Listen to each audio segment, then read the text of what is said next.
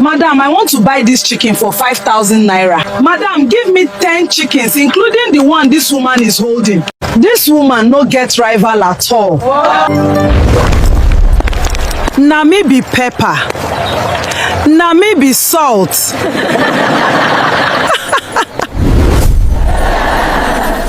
Na me dey make soup sweet for this village. If na you be pepper and salt, who come be crayfish? If you no get money hide your face, no just put body for my matter or else your body go hear am. Clock it. Yes, that was Adaeze, until life taught her a big lesson. Then she realized that too much pepper and salt could ruin a nice soup. The whole village knew Adaeze. Anywhere she entered, she would raise her shoulders and walk like a queen. If anybody bought new wrapper, she would buy 3. If any of her friends buys new jewelry, she will buy a bigger and more expensive one. She loves attention and wanted all focus to be on her and her alone. Her favorite words were, "Na me be pepper, na me be salt. If I no dey, who go make soup sweet?" People laughed whenever she said it. Adaeze was rich because her husband Chike was a successful businessman. Chike loved his wife deeply. She had only one daughter called Masinachi. Chike loved the little girl so much that he never failed to prove it. Adaeze had all she needed, but she had a bad habit. She looked down on poor people, especially her younger sister Amaka. Amaka was a widow with one little daughter, same age as Masinachi. Life was hard for her. Sometimes she sold akara just to feed her child. Whenever Amaka came to ask her for help, Adaeze would insult her. "You no get shame? Every day begging, go and work." Amaka would quietly leave. One day, Chike called his wife, Adaeze. "Why do you treat your sister badly?" Adaeze hissed, "Because she is lazy." Chike shook his head. One day, life can change. Adaeze laughed loudly.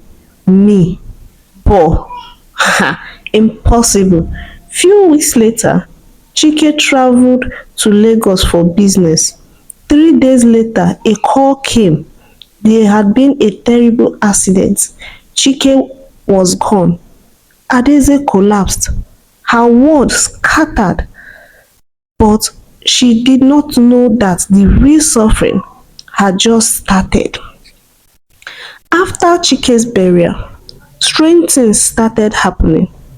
Business partners disappeared. Bank accounts became empty. Debt collectors started coming. Then Chike's younger brother appeared. Everything belongs to the family now. Adaeze was shocked. "What do you mean?" The man smiled. "You heard me. Since you have no male child for my brother, all his properties will be passed down to his family, and I here am his family. That is tradition," he said rudely. Adaeze begged her brother-in-law, "For the sake of your late brother's daughter, please leave some property for me." But he refused, saying, "Your daughter is a female, and females can't inherit anything." Within months, Adaeze lost almost everything. The big house was taken, the cars disappeared, servants left. For the first time in her life, Adaeze tasted poverty. She rented a small room along the dusty and dirty village road. The fake friends she had all abandoned her. Even the ones she helped before avoided her. Whenever she called, they ignored her. One afternoon, she sat outside crying, thinking about her life and how she could cope. Even to eat was a big problem for her, cause She had used up all the money she had. Her daughter said, "Mommy, I'm hungry." Adaeze had no answer. She had nothing, not even 1 naira. That evening, she gathered courage and went to Amaka's house, the same sister she had insulted for years. When Amaka opened the door, Adaeze lowered her head. "I need help." Amaka stared at her. The silence was painful. Then she stepped aside. "Come inside." Adaeze burst into tears. For the first time, she understood how much pain she had caused others, most especially her younger sister. Months passed.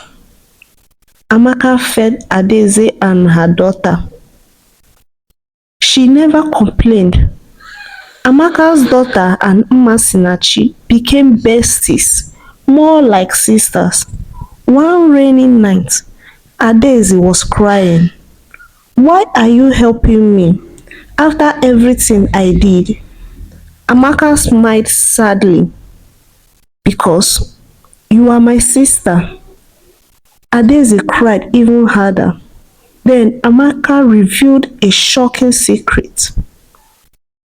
"Before Chike, your husband, died, he visited me. He suspected some people were after his life, and he knew if anything should happen to him, people would want to cheat you and rob you of all the properties you both own." Adaeze looked up. "What?" "Yes, your husband loves you so much. He gave me a brown envelope to keep safe. He said it was for you, just in case something bad happens to him." Amaka brought out the brown envelope and handed it to Adaeze.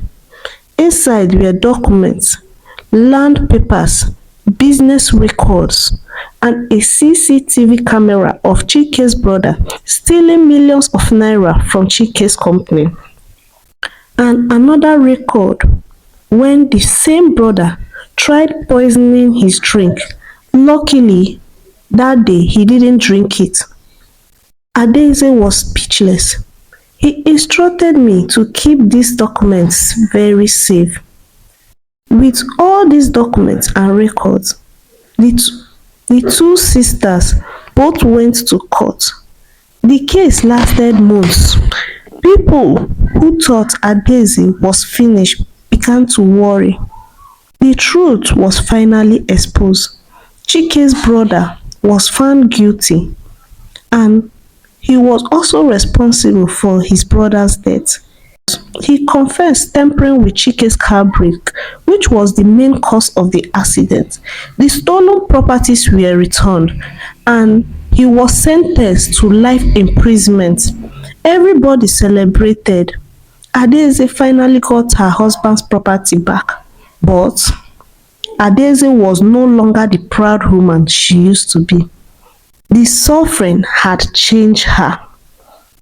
1 year later, Adaeze became successful again, but this time it was different. She enrolled her daughter Mmasinachi and her sister's daughter in one of the best schools. She even opened a big supermarket for her sister Amaka. She helped widows. She paid school fees for children whose parents couldn't afford it. She gave food to the poor. People loved her genuinely this time around.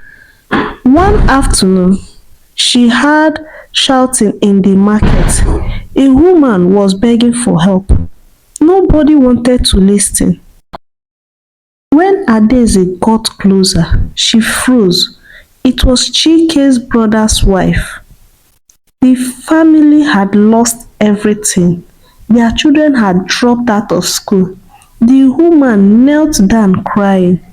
"Please help us." Many people laughed.